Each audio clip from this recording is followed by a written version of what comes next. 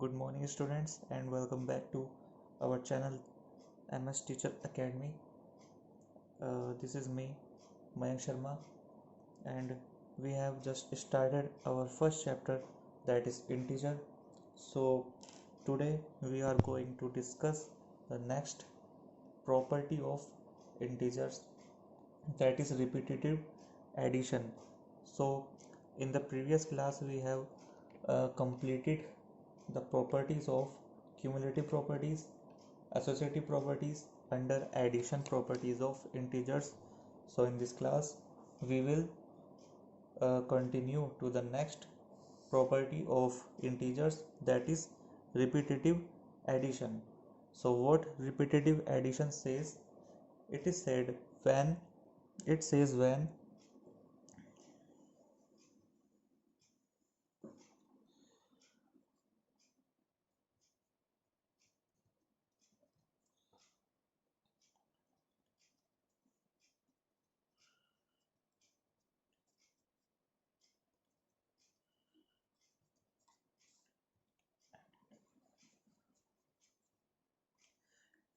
so this property says when when one number is continuously added, अगर हम किसी भी नंबर को कॉन्टिन्यूसली ऐड करते जाएंगे तो वो होती है हमारी repeated addition. So let's take a example if we add 2 into 2, so what will be the answer? 2 plus 2 plus 2 plus 2 is equal to 8. It means we have added the integer 2 for 4 times, so we can directly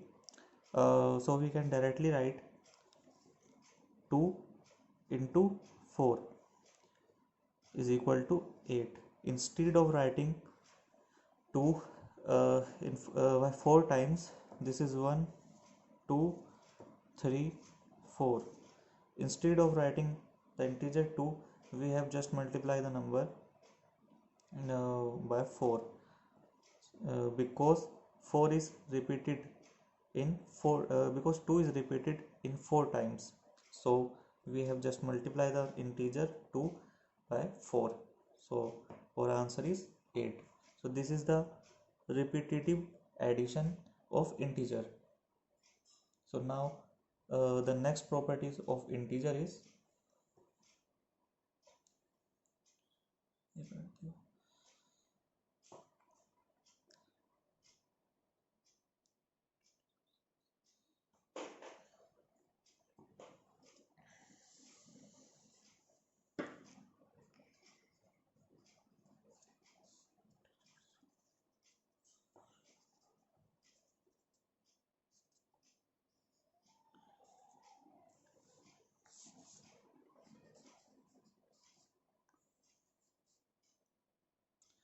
so now let's move to the next topic, that is integer sign.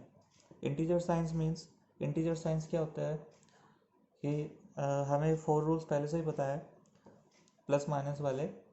तो हम क्या करते हैं, जैसे कि हमारे पास अगर plus minus है, that is minus minus plus minus minus minus plus and plus plus is equal two plus. ये हमने कल की क्लास में पढ़ा था, इसको ज़्यादा डीपली समझाने की ज़रूरत नहीं है. जिसको ये चीज़ें नहीं पता है वो फर्स्ट वीडियो, इसका जो फर्स्ट पार्ट है उसको जाकर देख सकता है. तो इसमें क्या होता है कि अगर हमारे पास एडिशन एंड सब्सट्रैक्शन है, तो जैसे कि एग्जांपल लेकर चलते हैं, हम एग्जांपल लेते हैं. अगर हमारे पास नंबर है एडिशन का, तो इसमें मेन बात आपको इंटीजर साइन, यहाँ पर जो आपका इंटीजर साइंस है, यहाँ पर मेन फोकस इस बात पर है कि अगर हम एडिशन या सब्सट्रैक्शन करते हैं, इफ़ वी ऐड और subtract the number, that is 3 minus 2. So here 3 is positive number. यहाँ पर 3 जो हमारा नंबर है ये पॉजिटिव नंबर है और 2 नेगेटिव नंबर है. इन नंबर्स की हम पहचान कैसे करते हैं, मैंने फर्स्ट पार्ट में बहुत ही डीपली पढ़ाया है. जिसने फर्स्ट पार्ट नहीं देखा है वो फर्स्ट पार्ट जाकर जो है देख सकते हैं। यहाँ पर क्या आ जाएगा, हमारा आंसर आ जाएगा +1 और 1 directly. And in case of, ये तो हो गया हमारा एडिशन एंड सब्सट्रैक्शन, मैंने कल भी बताया था आपको। और अगर हम इसमें करते हैं थोड़ा सा मल्टीप्लिकेशन के केस में क्या होता है, मल्टीप्लिकेशन के केस में, इन केस ऑफ मल्टीप्लिकेशन के केस में क्या होता है, अगर हमारे पास दो नंबर है, 6 है, 6 हमारा नेगेटिव नंबर है और ये हमारा -2, इससे हमारे मल्टीप्लाई करनी है। तो क्या होता है कि यहाँ पर जो इसका साइन है, सिंपली वही रूल है, बस आपको एक चीज़ बतानी है इसमें। यहाँ पर हमारा साइन है माइनस का, तो माइनस की मल्टीप्लाई, -6 की मल्टीप्लाई किससे होगी, -2 से। सो नॉर्मली हमारा क्या होता है, जो माइनस माइनस होता है वो क्या होता है, प्लस होता है। इट मीन्स यहाँ पर क्या हो जाएगा, मल्टीप्लाई हो जाएगी दोनों की, क्योंकि बीच में मल्टीप्लिकेशन का साइन है। 6 × 2 = 12। अब क्वेश्चन ये राइज होता है कि साइन कौन सा आएगा। अब यहाँ पर हम ये नहीं देखेंगे कि नंबर कौन सा ग्रेटर है। यहाँ पर मैं एक बात समझाना चाह रहा हूँ, इस वाले केस में मैंने आपको बताया था, फर्स्ट पार्ट में मैंने आपको बताया था कि जैसे कि हमने यहाँ पर ये एग्जांपल लिया था, अगर हम 3 में से 2 माइनस करते हैं तो हमारा आंसर आता है 1, +1। अब ये 1, 3 में से हमने 2 माइनस किया तो 1 आया। और साइन का डिटर्मिनेशन हमने कैसे किया है, क्योंकि साइन हमारा ग्रेटर नंबर के साथ पॉजिटिव साइन है, इसलिए हमने आंसर में भी अपना जो साइन है वो पॉजिटिव लगाया, यानी कि ग्रेटर नंबर के साथ जो साइन था वो हमने लगाया है। But in case of multiplication हम ये नहीं देखेंगे कि ग्रेटर नंबर के साथ कौन सा साइन है वो साइन हम लगाएं, क्योंकि यहाँ पर ग्रेटर नंबर के साथ माइनस का साइन है, तो ये नहीं होगा कि हम यहाँ पर -12 कर दें। तो ये बात आप नोट करके रखिए, ये बात आप ध्यान रखेंगे। In case of multiplication only these 4 rules are only followed. हम ये नहीं देखते कि कौन सा नंबर ग्रेटर है कौन सा नंबर नहीं है, उस हिसाब से हम साइन नहीं लगाएंगे। सिर्फ इस रूल को याद रख के बेस मानकर साइन हम डिटरमाइन करते हैं। जैसे कि माइनस माइनस क्या होता है, माइनस माइनस होते हैं हमारे प्लस, तो यहाँ पर माइनस माइनस क्या हो जाएगा, प्लस हो जाएगा। 6 × 2 12 एंड माइनस माइनस प्लस, तो आंसर इज +12। एक एग्जांपल और लेते हैं, अगर हमारे पास यहाँ पर है, सेकंड एग्जांपल लेते हैं हम। अगर हमारे पास -6 है, इसकी मल्टीप्लाई करनी है आपको 2 से, तो क्या हो जाएगा, नॉर्मली ये -6 है and this is 2 and it means this is +2। So here we will multiply -6 × 2 and minus plus equal to minus. So here our answer will be 6 × 2 12 and sign कौन सा आ जाएगा, माइनस प्लस होता है माइनस, तो sign आ जाएगा minus का। तो यहाँ पर एक ही बात ध्यान रखने वाली थी कि जो हमारे एडिशन एंड सब्सट्रैक्शन होता है उस केस में हम सबसे पहले ये देखते हैं इंटीजर के साइन कौन कौन से हैं। साइन का डिटर्मिनेशन करने के बाद उसके अकॉर्डिंग हम उसको प्लस या माइनस जो भी करना है वो कर देते हैं। उसके बाद हम ये देखते हैं कि कौन से नंबर के साथ, जो हमारा ग्रेटर नंबर है उसके साथ कौन सा साइन है, वो नंबर, उस नंबर का साइन हम अपने आंसर में लगा देते हैं। But in case of multiplication हम साइन को क्या करते हैं, हम सिर्फ जो हमारे 4 रूल्स हैं इंटीजर साइन के, हम उनको फॉलो करते हुए, अगर माइनस माइनस है तो हम प्लस हो जाता है, माइनस माइनस प्लस हो जाता है। 6 × 2 12, माइनस प्लस माइनस, हम सिर्फ इनको देखते हैं, हम ये नहीं देखते बड़े नंबर के साथ कौन सा साइन है।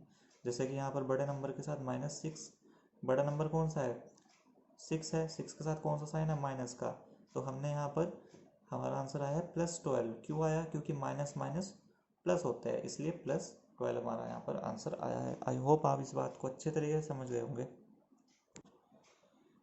सो अगर आपने ये बात मल्टीप्लिकेशन के केस में अच्छी तरीके से समझ ली है तो डिवीज़न के केस में भी आपको इस बात को समझने में कोई भी दिक्कत नहीं आएगी, क्योंकि अगर हमारे पास डिवीज़न के केस में -6 अपॉन 2 है, तो simply this is -6 and this is +2, so minus plus equal to minus, तो ऑब्वियसली हमारा जो आंसर आएगा वो माइनस में ही आएगा।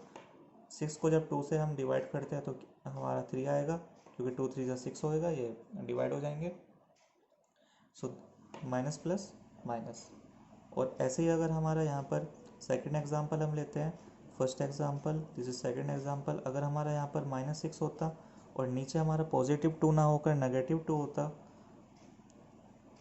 सो हमारा आंसर क्या आता? 6 को अगर हम 2 से डिवाइड करते तो हमारा answer will B 3 and minus minus क्या हो जाएगा, हमारा प्लस हो जाएगा, minus minus will be plus.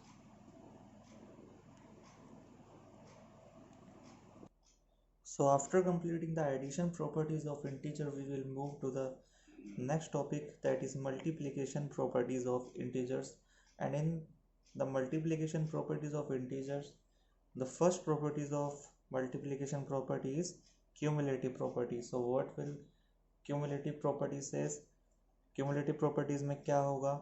Cumulative property of multiplication, जैसे कि हमने एडिशन में देखा था, सेम यहाँ पर मल्टीप्लिकेशन का साइन लगा देना है, कुछ हमें नया नहीं करना है इसमें।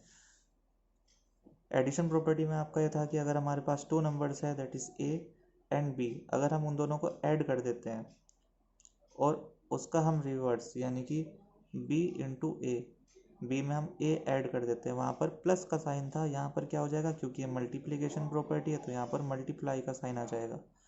तो सेम वही, अगर हम यहाँ पर a की वैल्यू 2 लेते हैं, b की वैल्यू 3 लेते हैं एंड c की वैल्यू यहाँ पर हम 4 ले लेते हैं, c हमें आगे काम आ जाएगा एसोसिएटिव प्रॉपर्टी में।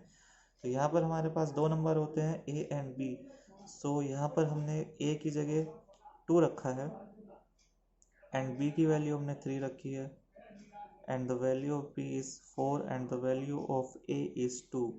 So now we will multiply these two number, 2 into 3 6 and 3 into 2 is 6. तो क्यूमुलेटिव प्रॉपर्टीज ऑफ एडिशन में भी सेम चीज़ थी कि अगर हम a में b को ऐड करेंगे और b में a को ऐड करेंगे तो उनका सम सेम आना चाहिए। ऐसे ही क्यूमुलेटिव प्रॉपर्टीज़ मल्टीप्लिकेशन प्रॉपर्टीज़ के अंडर में, अगर हमने 2 नंबर्स को मल्टीप्लाई किया है और अगर हमने उनका उल्टा रिवर्स नंबर को मल्टीप्लाई किया तो उनका जो आंसर आएगा दैट विल बी सेम। यहाँ पर भी 6 है, यहाँ पर भी 6 है। सो ये हमारी थी cumulative property. Now we will discuss the associative property. And what is associative property says? In associative properties हम ग्रुप्स बनाते हैं, we will create groups. associative property में ऑफ मल्टीप्लिकेशन है तो मल्टीप्लिकेशन का साइन आ जाएगा, a इंटू हमने group बनाया है b और c के, same as addition properties of integers है, उसी पैटर्न पर फॉलो है, is equal to a into b into c। So यहाँ पर हमारे पास a की वैल्यू है, b की वैल्यू है एंड c की वैल्यू है, तो यहाँ पर हमने a की वैल्यू रखी 2 इंटू b की वैल्यू 3, यहाँ पर मल्टीप्लाई का साइन आएगा एंड c की value 4 is equal to 2 into 3 into 4। So मैंने आपको कल बताया था कि बोर्ड-मास के रूल के अकॉर्डिंग जो ब्रैकेट वाले नंबर्स होते हैं हम उनको पहले सॉल्व करते हैं। तो यहाँ पर ब्रैकेट में नंबर है 3 एंड 4, तो 3 into 4 is equal to 12 and here 2 3 is 6 into 4, so 2 multiply 12 is equal to 24 and 6 into 4 is equal to 24। Same हमारी एसोसिएटिव प्रॉपर्टीज ऑफ एडिशन के बेस पर ही हमारी associative properties of multiplication base है, कोई problem नहीं है। अगर आपने कंसेप्ट को ध्यान से सीखा है तो कोई दिक्कत आपको आने वाली नहीं है। So now we will discuss the distributive properties. Distributive properties आपकी थोड़ी जो है ये इम्पोर्टेंट होती है, क्योंकि इसका यूज़ आपको आगे भी कई बार देखने को मिलेगा, तो इसको ध्यान से समझिएगा। डिस्ट्रीब्यूटिव प्रॉपर्टी क्या होती है? अगर हमारे पास इसमें भी हम 3 नंबर्स को लेते हैं तो डिस्ट्रीब्यूटिव प्रॉपर्टी में क्या होता है, अगर हमारे पास a है, b है एंड c है, b एंड c को हम लेते हैं ब्रैकेट में और बीच में आता है प्लस का साइन, और इधर आएगा आपका मल्टीप्लाई का साइन। तो अगर इसका मतलब ये है कि अगर हमारे पास ब्रैकेट से बाहर एक इंटीजर है तो उनकी मल्टीप्लाई कैसे होगी, पहले सबसे पहले ए की मल्टीप्लाई किससे हो जाएगी, बी से हो जाएगी। ए की मल्टीप्लाई बी से हो जाएगी, साइन ब्रैकेट के अंदर वाला आएगा, और उसके बाद फिर ए की मल्टीप्लाई सी से हो जाएगी।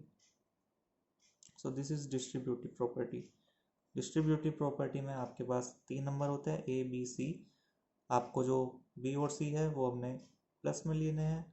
लास्ट के 2 जो इंटीजर्स होते हैं वो प्लस में आएंगे, वो ब्रैकेट के अंदर आएंगे, और फर्स्ट इंटीजर आपका मल्टीप्लाई में जाएगा, और फर्स्ट इंटीजर की जो मल्टीप्लाई होगी वो ब्रैकेट के अंदर फर्स्ट वाले इंटीजर से होगी, और फिर उसी की मल्टीप्लाई लास्ट वाले इंटीजर से होगी, और बीच में जो प्लस का साइन आएगा वो इस ब्रैकेट के अकॉर्डिंग आएगा। मल्टीप्लाई का साइन आपको यहाँ पर नहीं लगाना है, ब्रैकेट के अंदर जो साइन होगा वो आएगा।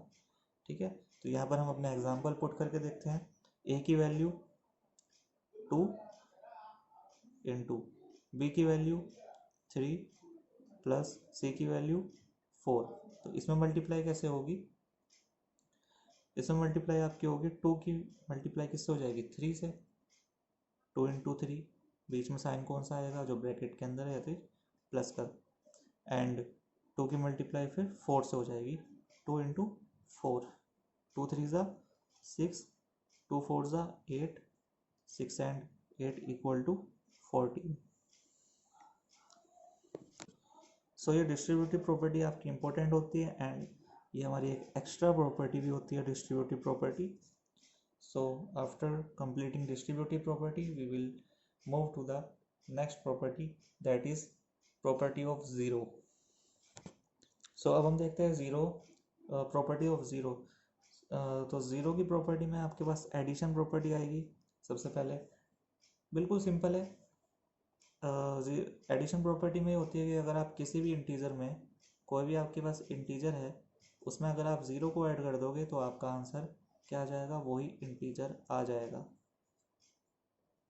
सेम अगर हम ले लेते हैं कि हमारा इंटीजर की वैल्यू क्या है, अगर हम ले लेते हैं हमारे इंटीजर की वैल्यू सपोज करते हैं 6 है, तो अगर हम 6 में ज़ीरो ऐड कर देंगे तो सेम हमारा वही इंटीजर आ जाएगा जो हमने इसमें ऐड किया है, सेम।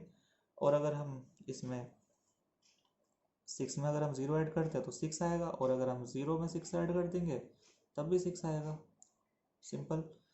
सो सेकंड प्रॉपर्टी होती है इसकी सब्सट्रैक्शन प्रॉपर्टी। सब्सट्रैक्शन प्रॉपर्टी में भी यही है कि अगर हमने क्या किया, कोई इंटीजर है, अगर हमने इंटीजर में से कोई भी अगर हमने इंटीजर में से ज़ीरो को माइनस किया है तो क्या आ जाएगा, सेम इंटीजर आ जाएगा हमारा, कोई चेंज नहीं होने वाला है, इंटीजर आ जाएगा। इंटीजर सपोज करते हैं हमारा 6 है, इस इंटीजर में से हमने ज़ीरो माइनस किया है तो हमारा इंटीजर ही हमारा आंसर आ जाएगा। सो ये हमारा इंटीजर है। इसके बाद सपोज करते हैं कि अगर हमारे पास यहाँ पर यहाँ पर तो हमारे पास थे 6 में से हम ज़ीरो माइनस कर रहे हैं, तो अगर हम यहाँ पर साइन को भी इंक्लूड कर देते हैं, क्योंकि हमने अभी तक पॉजिटिव साइन ली है, अगर हम नेगेटिव साइन ले लेते हैं तो हम मानते हैं कि अगर हमारे पास जो नंबर है वो 6 नहीं है, वो -6 है, और अगर हम -6 में से ज़ीरो को सब्सट्रैक्ट करते हैं तो क्या आ जाएगा हमारा आंसर, वही सेम चीज़ है जो मैंने आपको बताई थी कि एडिशन एंड सब्सट्रैक्शन के केस में आपको साइन को तो देखना ही है कि माइनस माइनस क्या होता है, माइनस माइनस हो जाएगा प्लस, तो आपका जो 6 है, 6 में आपको ज़ीरो को ऐड करना पड़ेगा तो आ जाएगा आपका आंसर 6। अब आपको साइन भी देखना पड़ेगा कि कौन सा साइन आपको लगाना है, तो ग्रेटर नंबर के साथ जो साइन होगा आपको वो साइन इसमें लगा देना है। ग्रेटर नंबर के साथ माइनस का साइन है तो आंसर में भी माइनस का साइन आ जाएगा। एडिशन एंड सब्सट्रैक्शन के केस में आपको ग्रेटर नंबर के साथ कौन सा साइन है वो देखना पड़ता है। मल्टीप्लिकेशन एंड डिवीजन के केस में आपको नहीं देखना पड़ता, ओनली इंटीजर साइंस के 4 रूल्स को ही फॉलो करके आप अपने आंसर में साइन को लगा सकते हैं। So this is the property of subtraction. अब हम देखते हैं मल्टीप्लिकेशन की प्रॉपर्टी क्या होती है ज़ीरो के केस में। जो हमारी मल्टीप्लिकेटिव प्रॉपर्टी है, मल्टीप्लाई, अगर हम किसी भी इंटीजर को, अब डायरेक्ट एग्जांपल लेके चलता हूँ, हमने 6 ले रखा है, इंटीजर की वैल्यू हमने 6 मानी है, तो अगर हम कोई भी इंटीजर है हमारा जैसे कि हमारा जो इंटीजर है वो 6 है। सो अगर हम 6 को मल्टीप्लाई करते हैं 0 के साथ तो हमारा आंसर क्या आ जाएगा? Our answer will be 0। अगर हम किसी भी इंटीजर को 0 के साथ मल्टीप्लाई करते हैं तो हमारा आंसर 0 आ जाएगा। और सेम अगर हम 0 को किसी भी इंटीजर के साथ मल्टीप्लाई करते हैं तब भी हमारा आंसर 0 आ जाएगा, क्योंकि 0 ऐसा नंबर है जो किसी के साथ भी अगर मल्टीप्लाई हो गया तो वो पूरे के पूरे नंबर को 0 बना देगा। ठीक है। अब डिवीज़न के केस में क्या होता है? डिवीज़न के केस में क्या है, जैसे कि हमारा कोई भी इंटीजर है, अगर इंटीजर हमारा 6 है और अगर हम उस इंटीजर को डिवाइड करते हैं 0 के साथ, दैट इज़ 6 डिवाइड बाय 0, हम इसको ऐसे लिख सकते हैं। तो अगर हम कोई भी नंबर है 6 को अगर हम 0 से डिवाइड करते हैं तो हमारा आंसर क्या आ जाएगा? हमारा आंसर आएगा इसमें can't be determined. Can't be determined, हम इसमें आंसर को नहीं पहचान सकते कि हमारा आंसर क्या आएगा, हम इसको कैलकुलेट नहीं कर सकते। इसको हम लिख देते हैं नॉट डिफाइंड।